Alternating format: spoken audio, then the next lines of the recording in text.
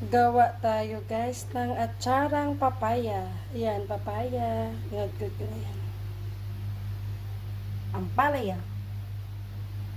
Bawang at saka luya. Ayan yung sibuyas. Carrots. At saka bell pepper. Tara guys, gawa tayo ng atsara. Ayan guys, nagpakulo na ako ng suka at saka asin at asukal.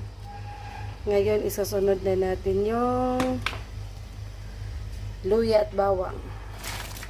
Atsara guys, lutuin natin. Then, carrots.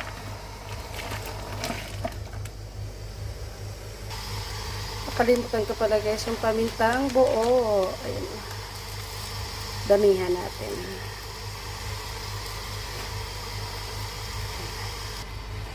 Next guys ay yung isang batyang sibuyas. Maglalagay din tayo guys ng raisins or pasas. Damihan natin. Then, isunod na natin yung bell pepper. Ayan guys, tapos ampalaya. Yung option na lang naman to kung sino may gusto. Yan, tapos hintayin natin kumulo. Pagkakulo niya, ilagay na natin yung papaya. Yan, hayaan muna natin dyan hanggang sa kumulo. Ayan, at kumukulo na siya ngayon, isunod na natin yung papaya. Ayan yung papaya. Yan. Ano lang natin siya guys ng ganyan. Tapos, after 5 to 10 minutes, okay na yan.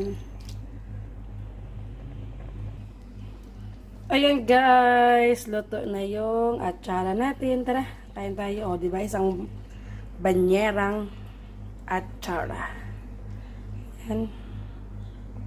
Tara guys, hanap tayo ng taba ng baboy.